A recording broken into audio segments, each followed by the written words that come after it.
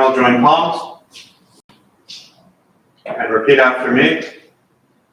Take refuge in the Buddha. I take refuge in the Buddha. I take refuge in the Dharma. I take refuge in the Dharma. I take refuge in the Sangha. I take refuge in the Sangha. And keeping the palms joined.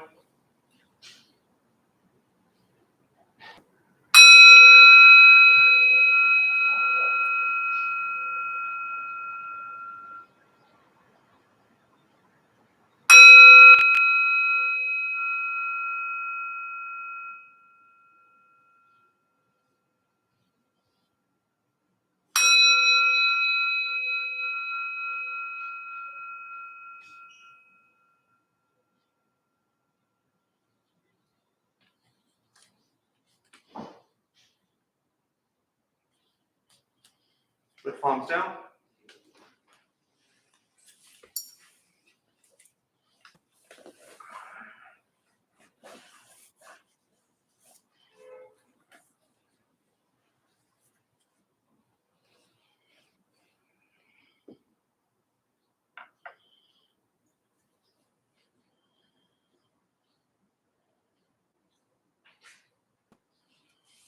All right, good evening, everybody.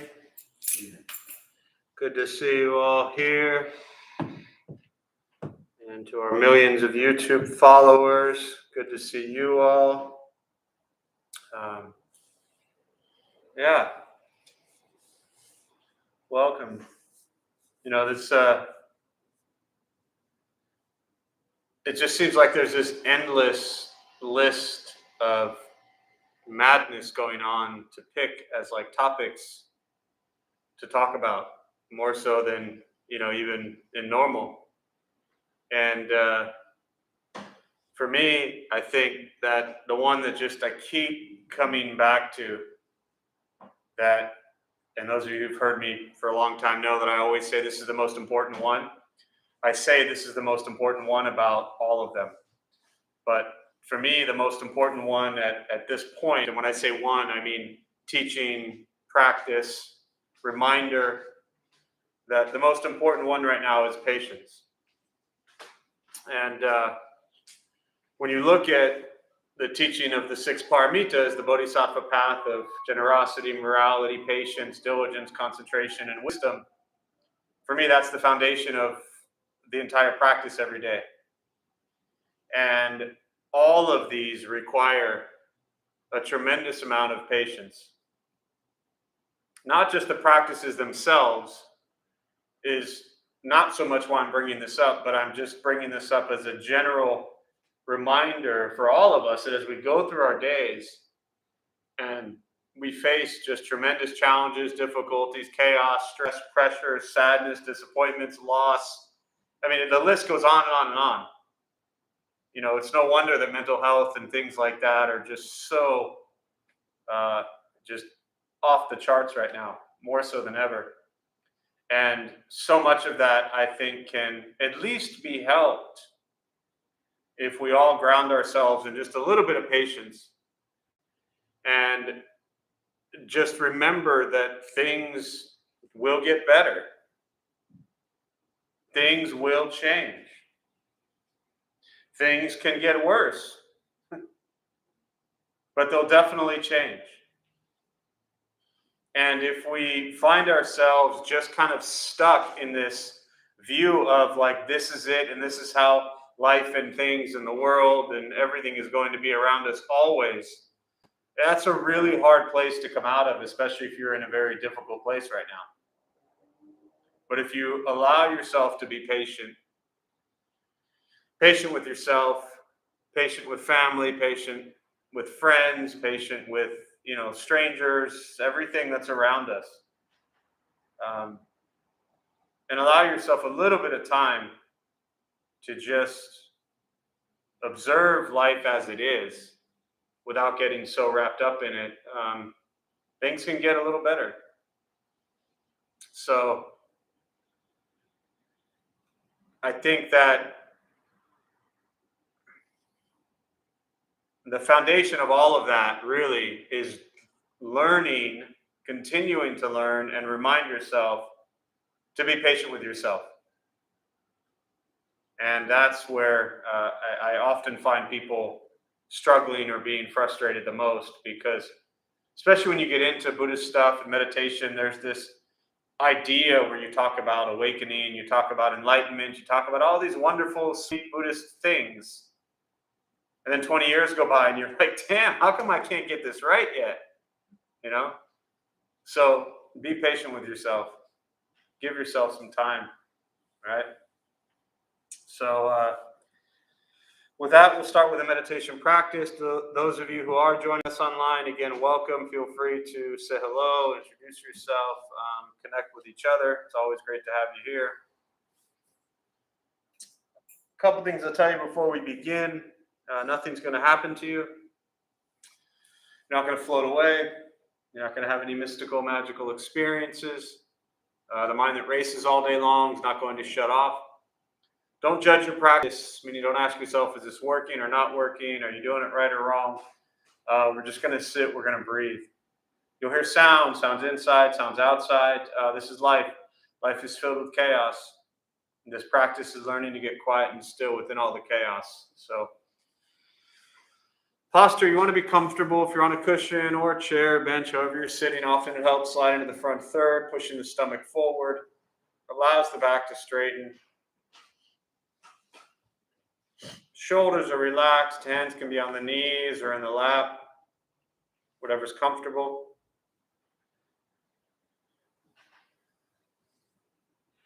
I will guide us as we begin. Then we'll settle into a little bit of silence.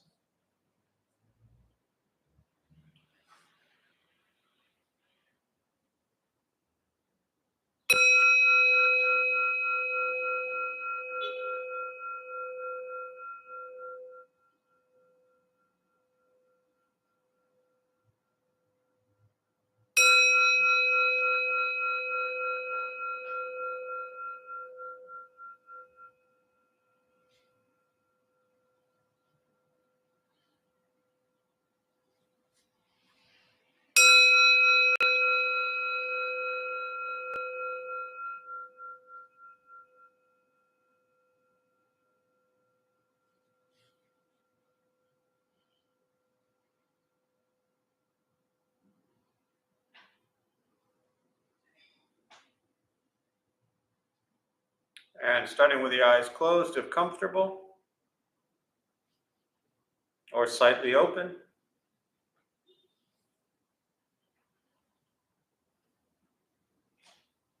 Mouth is open or closed.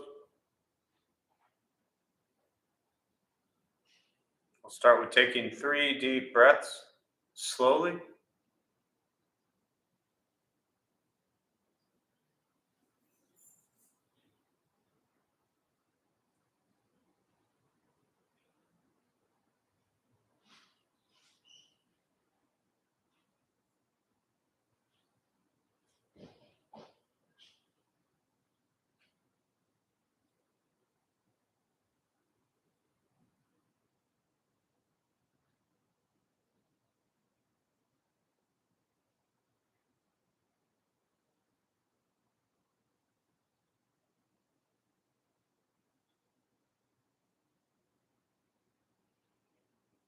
And eventually, settle into a natural rhythm of the breath.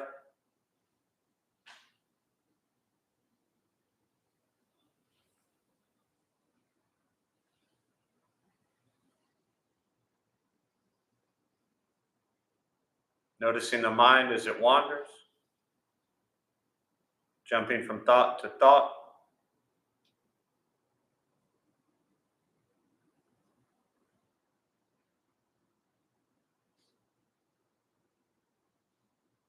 Start with gently guiding the attention, focus to the stomach or chest.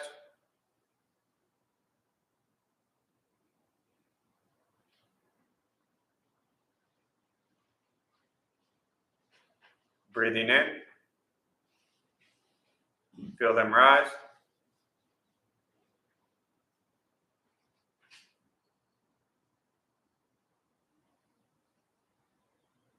Breathing out, they fall.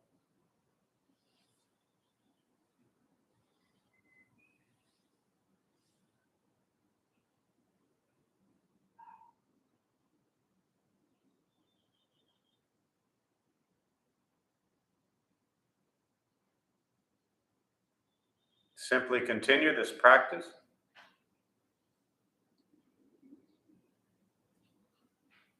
Observing sensation of breath.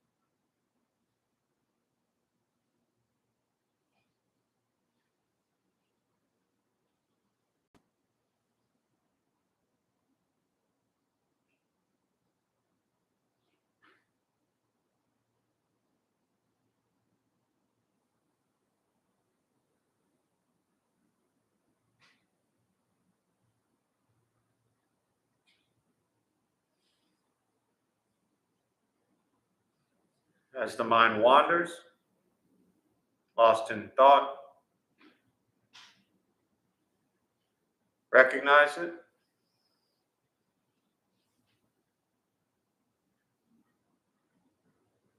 Release that thought.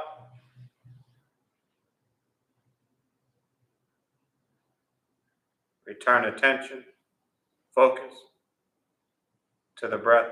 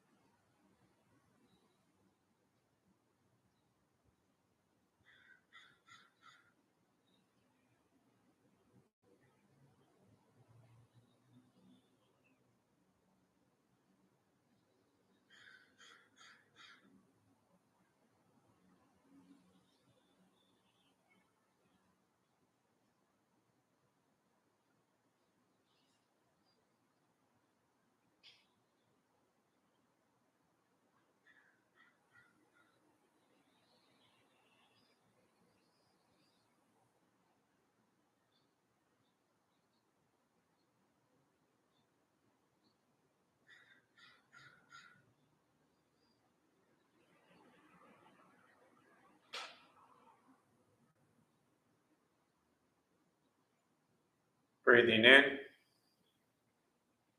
follow breath in.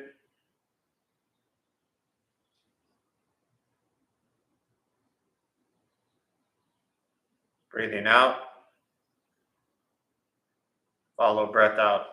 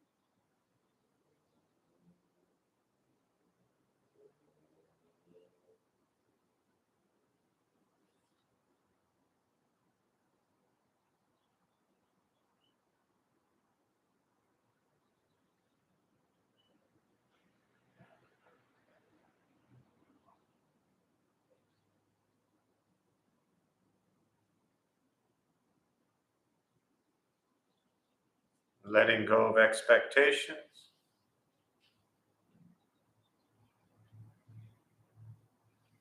letting go of judgments from the practice,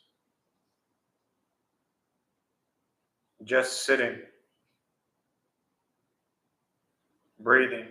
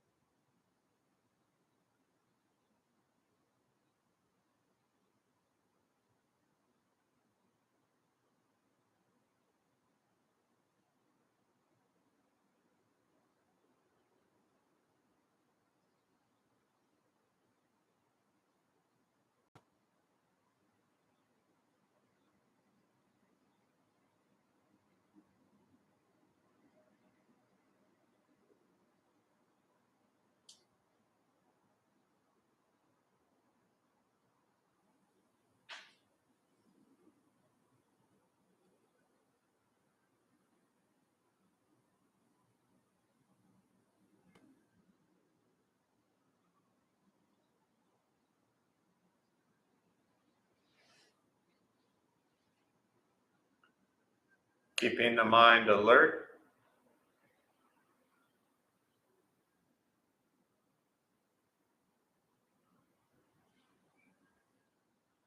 aware of each sound,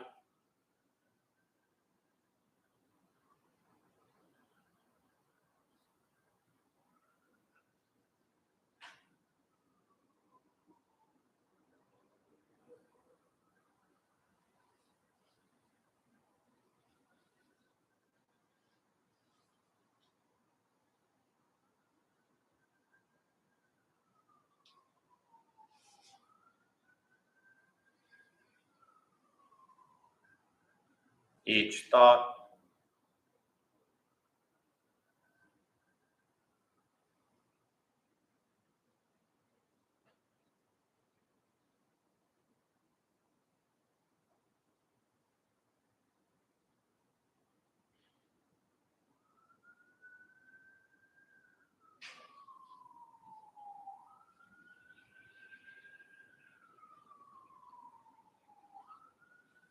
each physical sensation,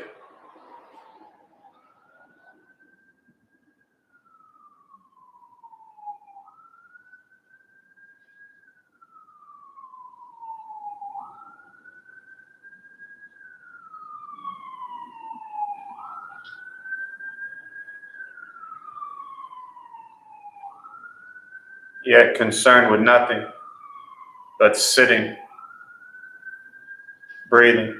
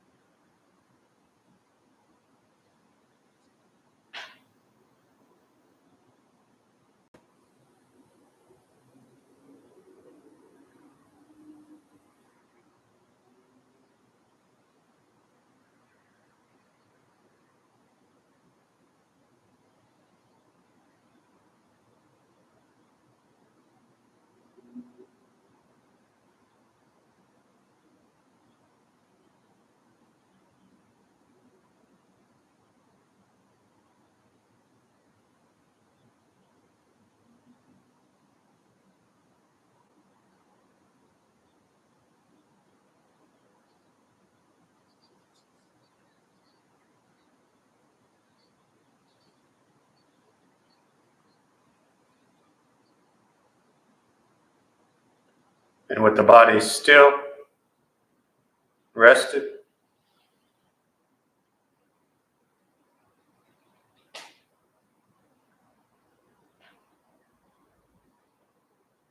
and the speech quiet, aware of all sounds,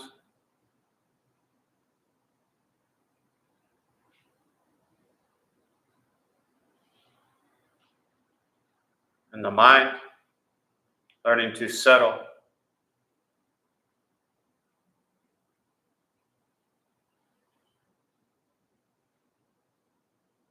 know what it's like to just sit and breathe.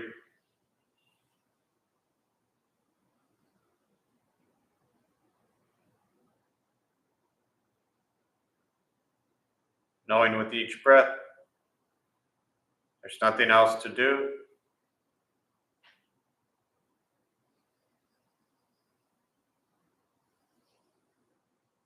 Nowhere else to go.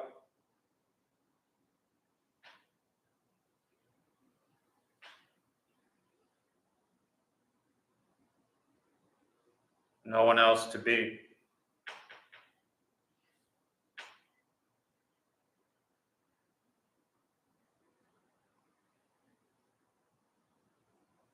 Everything beautiful, exactly as it is.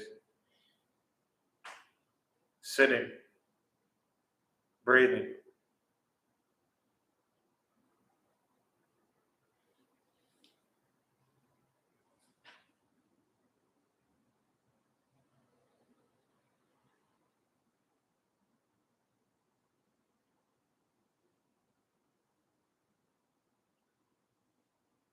Once again, taking 3 deep breaths, slowly.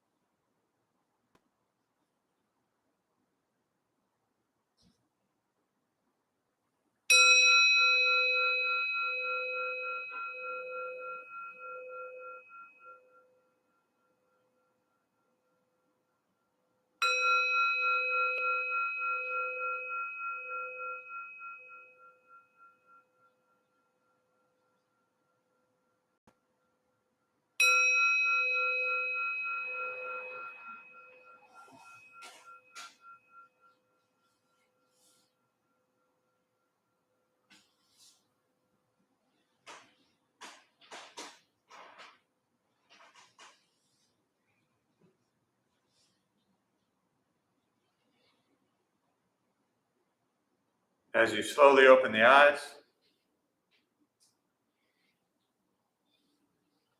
slowly beginning to move.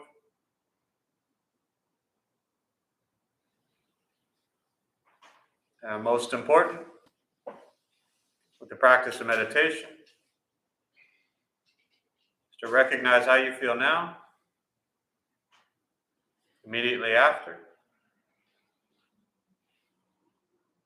Compare this to how you typically feel throughout your day.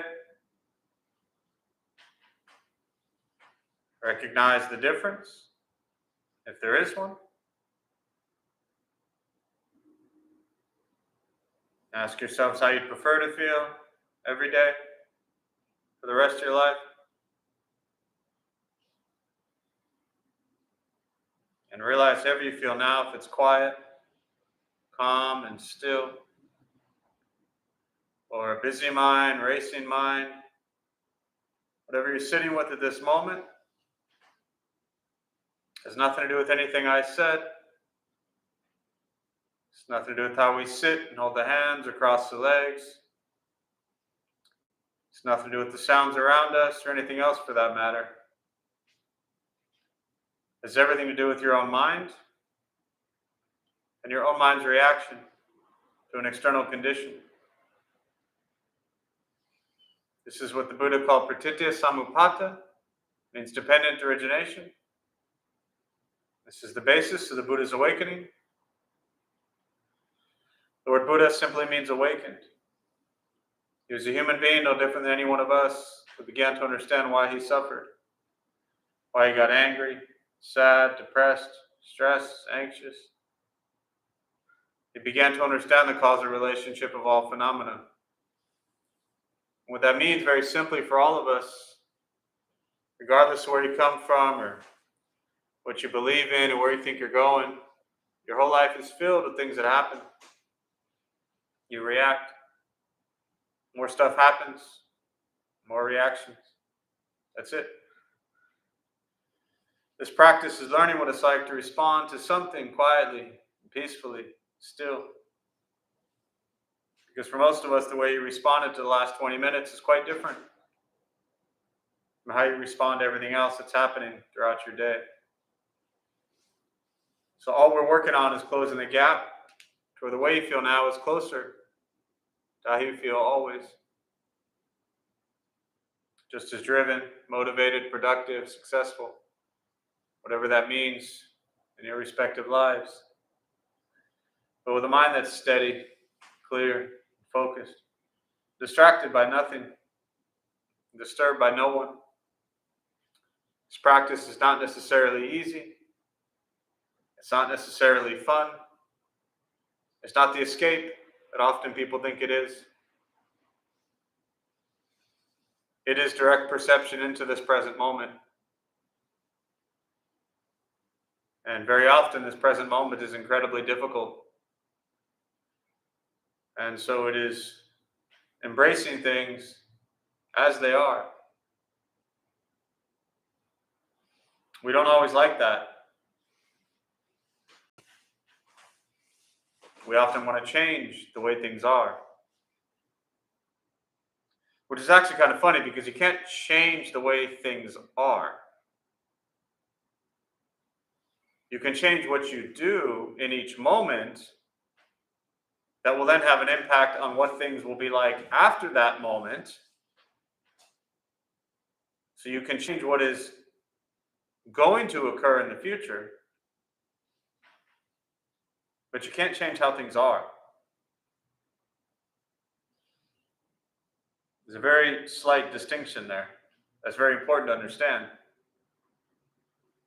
We can change our reaction to the present moment. We can change our perception of the present moment.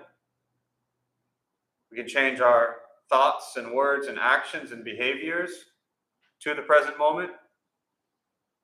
And what that does is it changes the upcoming moments. Those upcoming moments become that present moment.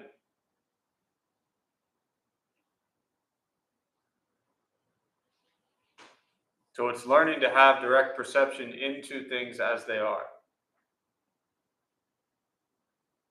We spend so much of our time wishing people say this or that, wondering why they did this or that, hoping they do this or that.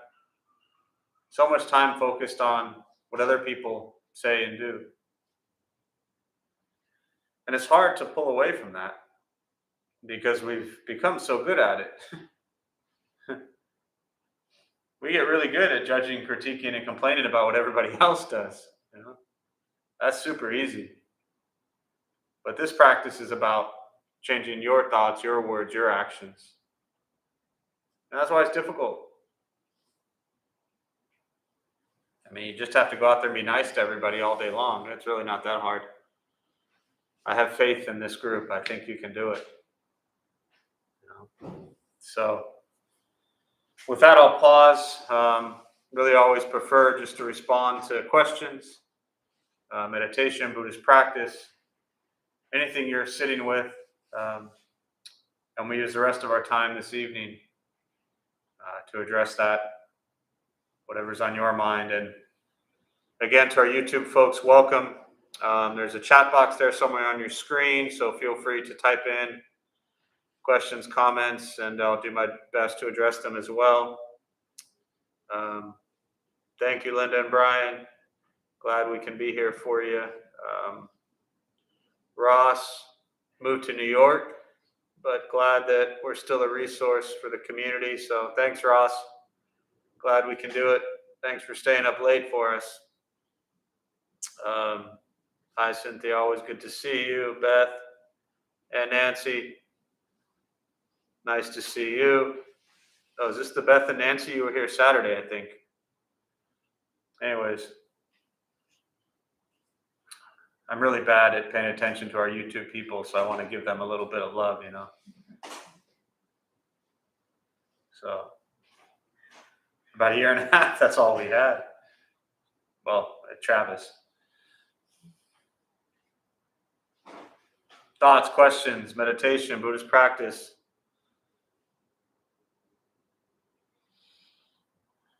Thanks, Beth and Nancy. Good to see you again. Glad you were here Saturday.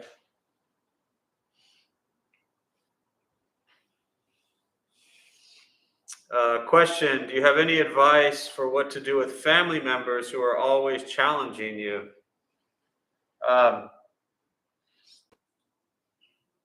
Anyone else relate to that? She got to it all in, right? The family members that challenge us. Man.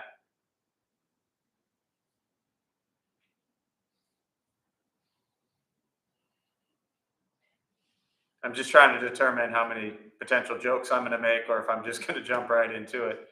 And I filtered through about 8 things in my head that I figured were all inappropriate to say, so I passed on all of them. Yeah, so the thing about challenging family members, and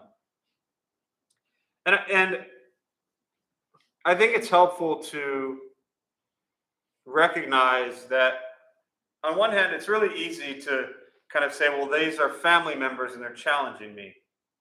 But the family members are just people also. No different than, you know, the people we don't know, the people in traffic, people at grocery stores, you know, the people making your coffee. They're just people. And the difficulty with family members is that they are people that obviously we know and love and care for, even though at times we may pretend or act or think like we don't know them or love them or care for them at all. Well, you know, that's the range of emotions you go through with family members. But very often, because you know them and love them so much, when you love them so much, or they love you so much, no matter how much you might feel like you hate them at the time, what does that mean they have the ability to do?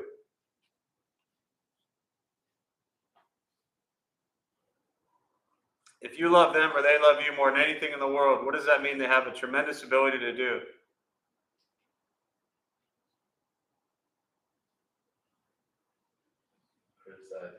Criticize you. What else? Affect you. Yep.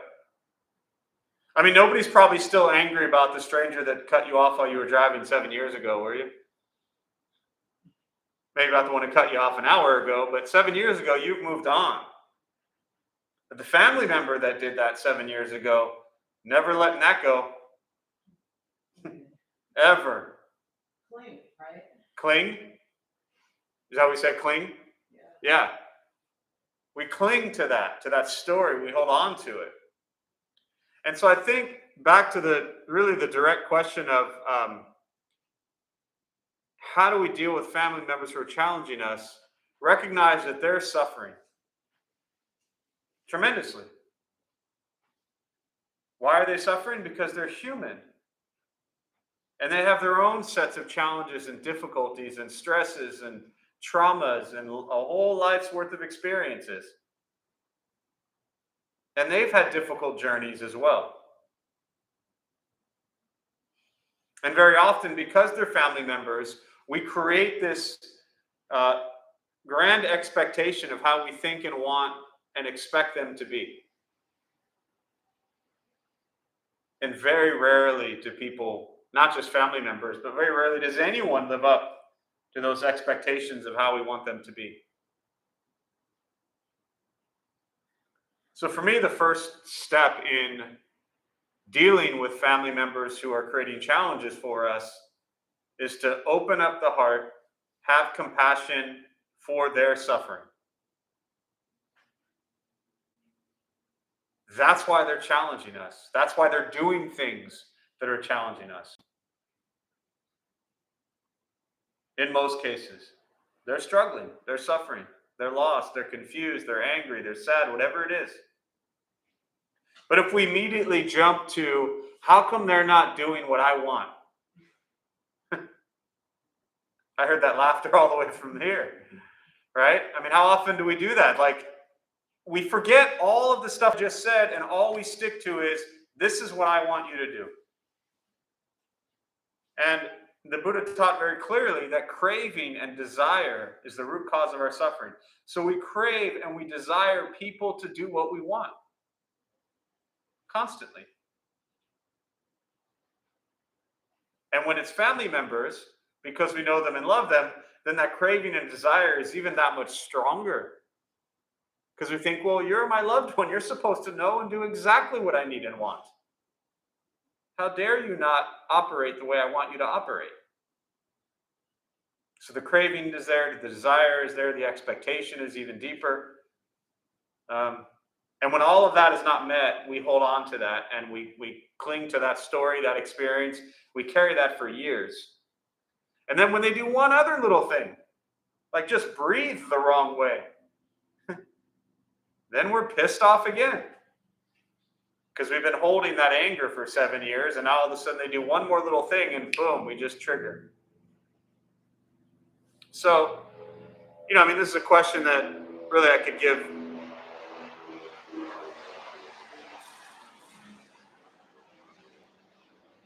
probably a lot of different answers or responses to, but, at this moment, that's what I'm sitting with the most, is to have compassion for their suffering and to work on decreasing, reducing, removing your craving and desire to have them do and be how you want them to be, and go beyond these expectations that you've set up for them.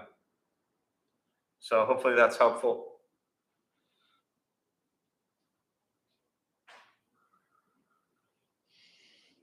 Other thoughts, questions?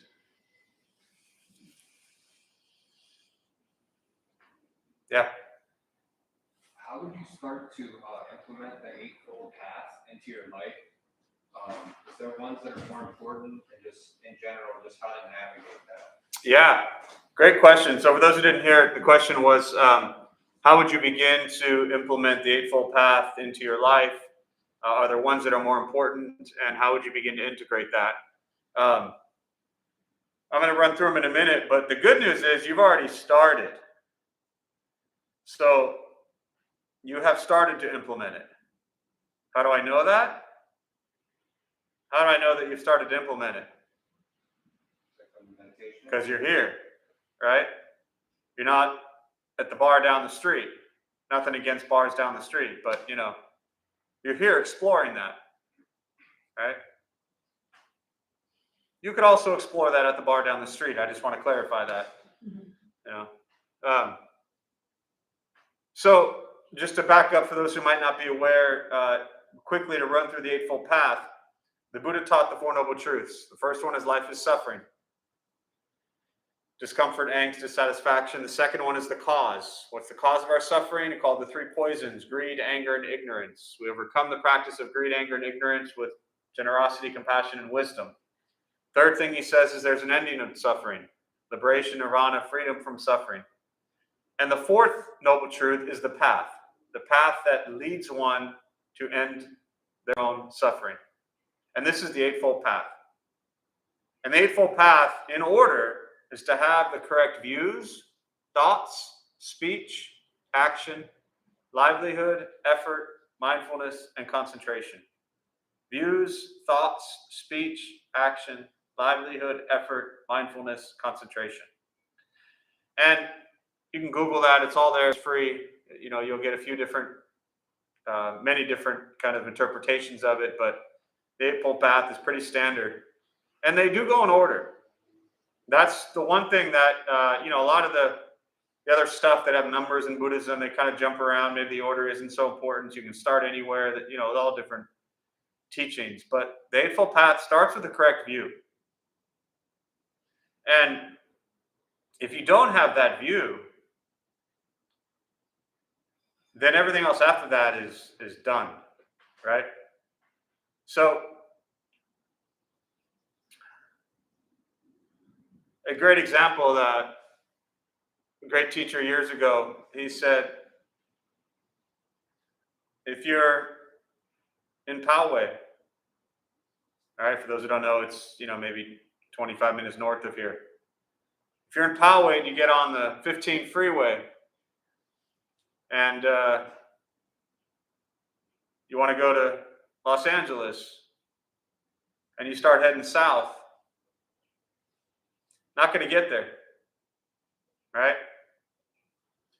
So the first view is to think of view as how you're looking. What do you see?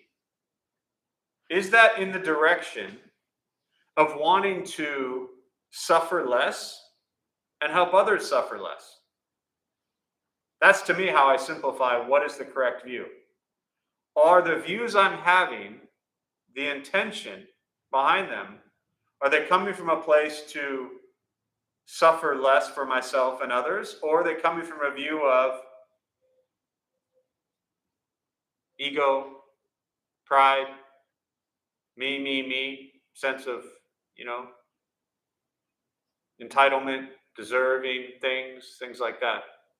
What is my view? And for me, that's where it starts. So the reason I kind of responded with, you've already started, and it's really the same thing for all of us, right? And again, I really did, this is not a judgment or critique about anyone hanging out at bars. There's nothing wrong with hanging out at bars. You can awaken at a bar just like you can awaken in a Buddhist temple. No different. It's not where you are that's important. It's where your mind is at that's important. It's where your intention is at that's important. That's what really matters. So if your view is to work on suffering less, that's where it starts. And then, without walking through all of them, but just to kind of look at the next three, right? Thoughts, speech, and action. Those are the next three. That's your karma right there. What do we think? What do we say? And what do we do? That's next. So, again, if you begin to look at, without recognizing it, well, before I get to that, does the correct view, does that make sense so far? So just take the next three and I'll kind of stop there, but most often, almost always, we think something, then we say something, then we do something. Nothing happens without a thought. Not often, not always do we say things. Often we have a thought and then we do something. So there's not necessarily speech that is involved there. But very often it's a thought, it's words, and then it's a physical action. Every action comes from a thought, right? We may say, oh, I wasn't thinking, or it happened so fast. But your brain, your thoughts triggered that action. And very often in between there is words. So when we look at what do we think, what do we say, and what do we do, with regards to the Eightfold Path, again, is it coming from a sense of self? Or is it coming from a sense of benefiting others?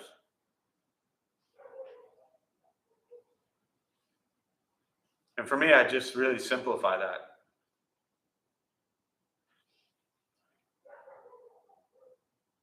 What is the intention behind each thought, words, and action? All right? And then if you begin to have a view of benefiting the world around you, and you begin to change what you think and what you say and what you do, then your livelihood will also shift. You don't force those things. How you spend your days will shift. If you're working on thinking kind thoughts, speaking kind words, and doing good deeds, then how you spend your day will shift. Make sense? Other thoughts, questions?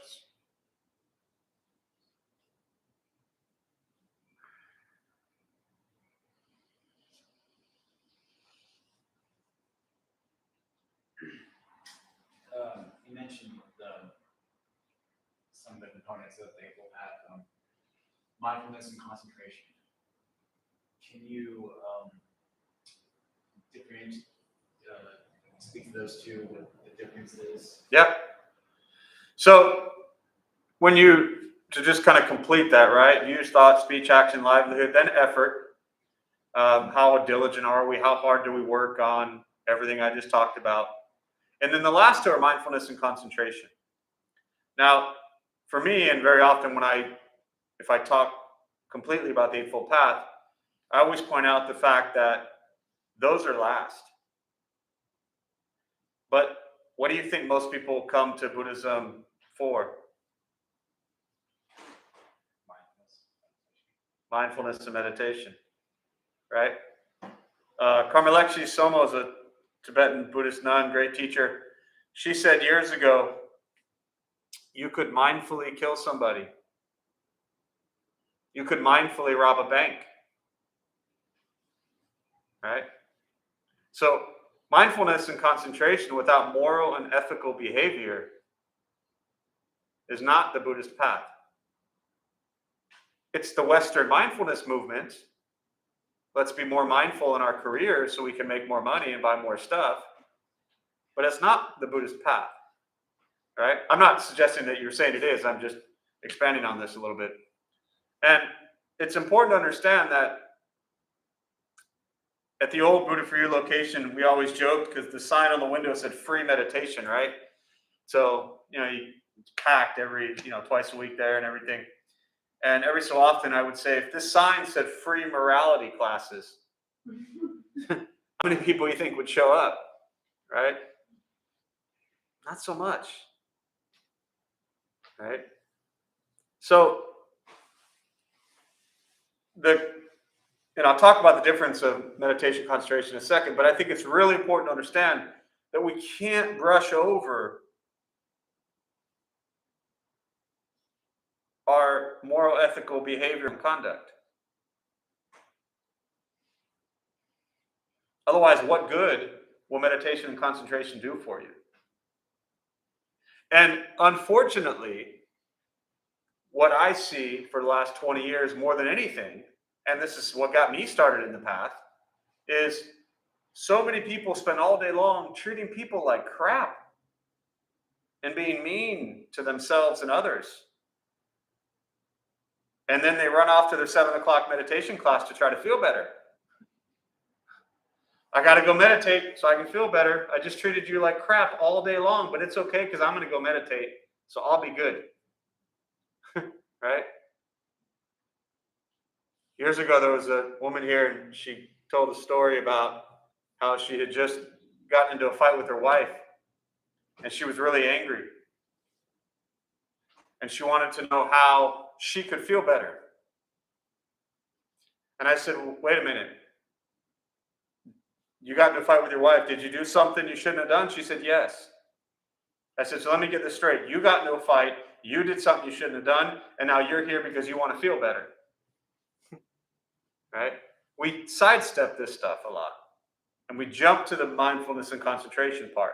Again, this is not you saying this. I'm just rambling. Right? But if you look specifically at mindfulness and concentration, mindfulness is an awareness of what's happening around us.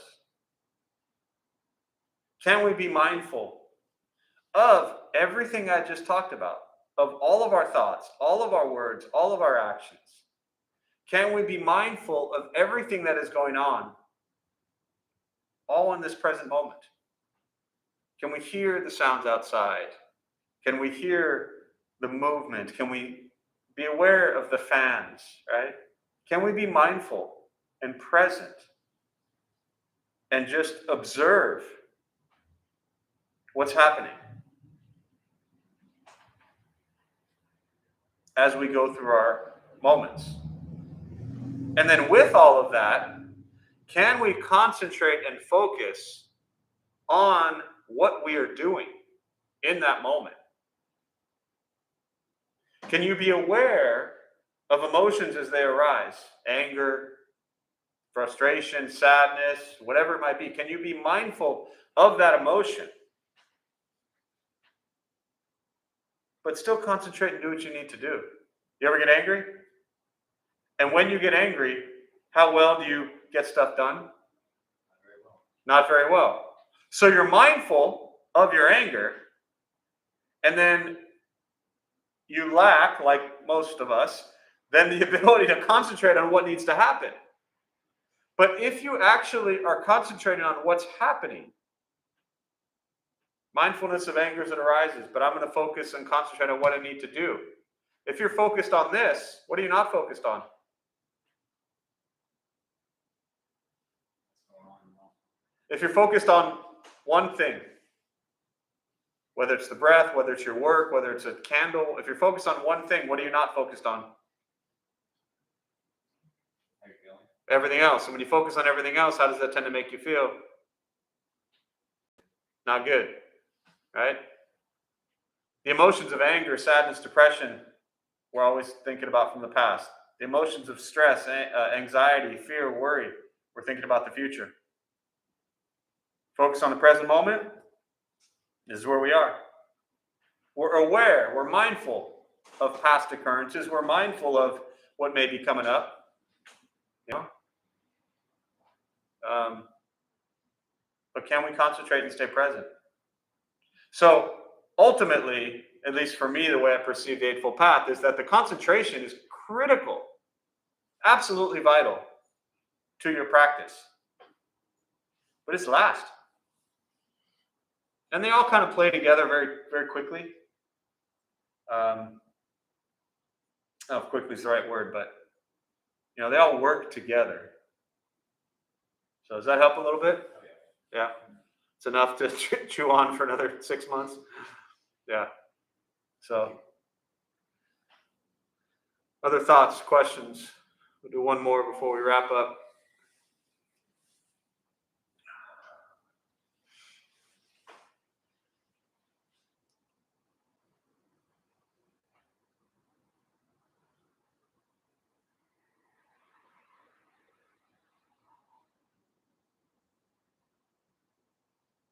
You want to ask it? It's there. It's like spinning. I was just watching Oh. the statue, and I was wondering, the post, The compassion, the Kuan Yin, the compassion mudra. Endless compassion. Yeah.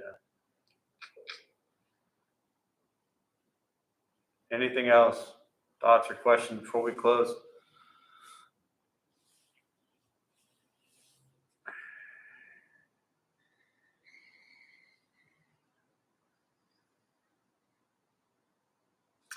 I think also, Mitch, kind of to your comment earlier about the Eightfold Path, and really all of this stuff, is that my master used to teach how to study or how to practice Buddhism, how to integrate it into your life.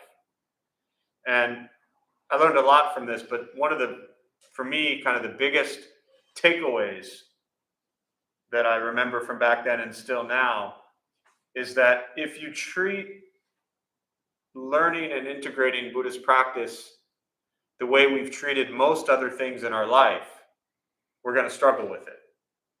And what I mean by that is think about any, schooling, any education, any, going through a grade school and middle school and high school and college and whatever additional degrees and everything else we do, or any certifications or anything we work on, is always kind of, okay, what's next? Right? We're born, and then, somebody's thrilled that we can turn over in our crib. But then that's not enough. Then they're thrilled that, we can like push ourselves up. That's great for a minute. And then they're like, well, okay, well, when, maybe you're going to start walking, and then you can walk, and then you can run. So there's always this constant what's next kind of idea, this sense of gaining or attaining or improving. And I think with Buddhist practice, it's always important to remind yourself that we're learning and integrating and practicing this stuff in our lives every day. But try to remove this idea of, am I good at it yet? Am I getting better at it yet? Is it working yet? Is someone going to praise me for it? Where's my little certificate that says I passed Buddhism 101? Forget all that stuff. I mean, I hate to be a downer, but in my mind, you never pass Buddhism 101, right? And I don't mean that in a negative way. I just mean that in the reality that we're always just practicing these things. We can always be kinder and gentler to ourselves and others. We can always be, more loving and caring and compassionate towards ourselves and others. Not in a judging, critiquing way of ourselves, but just in a practice way. We're just working on it every day. But especially when you're newer to it, and especially if you're someone who, you like to read, or you like to study, or you like to learn, and we want to try to apply it to our lives, that's great, but abandon the question of what's next. Because what's next is every single moment is next. That's what's next. Every moment is next. And in every moment, we have an opportunity to practice the Four Noble Truths. Like, that's it. A lot of great Buddhist teachers I've heard have always said the entire body of Buddhist teachings is in the Four Noble Truths. You don't need anything else. Like, that's it.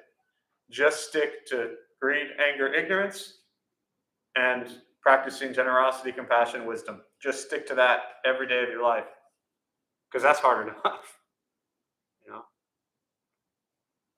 I mean, you think you can just go be kind to every other person you encounter the rest of tonight? It's a night class. Come on, you only got a couple hours left. Saturday morning's tougher because you got to go through all day, So, yeah. So hopefully that's helpful. All right. We'll join palms as we close. May the benefit of this practice be shared with all beings in all directions.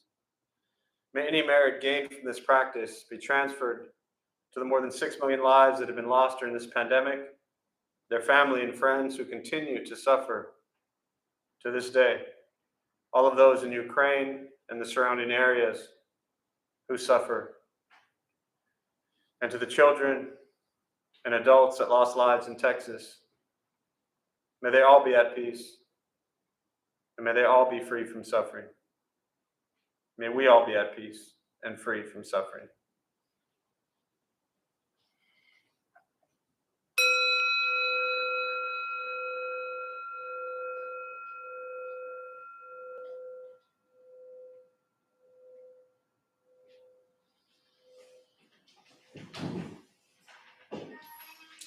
So just a couple quick announcements. Thanks all for being here. My name is Jeff. I'm a Dharma bum. We opened up this temple 15 years ago to introduce Buddhist practice to those who show up. Those of us who lead, we're not monks, we're not nuns, we're not gurus, we're not masters, we're not teachers. We're not looking for students. We're just practitioners.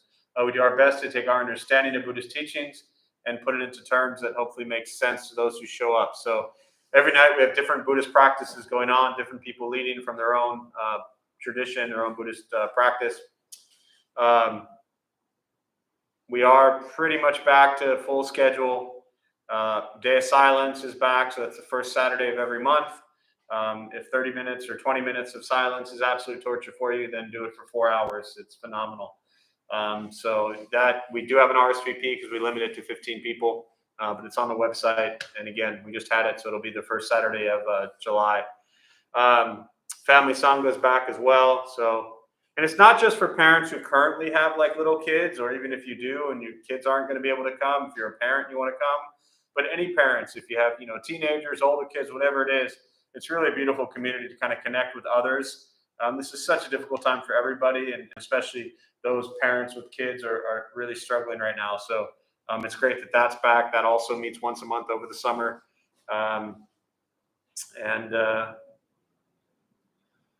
Oh, this Saturday, one last thing.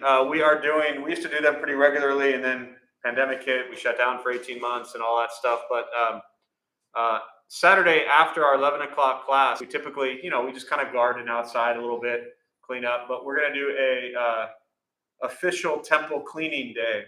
So it'll be this Saturday. Meditation's 11 to 12. If you come to that, great. If not, that's okay. But from 12 to 3 on Saturday. So if you want to come at 12, you want to come at 1, you want to stay for the whole time, doesn't matter. But from 12 to 3 on Saturday, we'll be here cleaning the temple. So as I always say, we are the cleaning crew. So if you want to help out on Saturday, that's great. No obligation. You don't get like extra bonus points or anything for it. But if you want to help out cleaning, that'd be great. So thanks all for being here. I wish you well. Be safe. We'll see you soon. Thank you. And good night, everybody.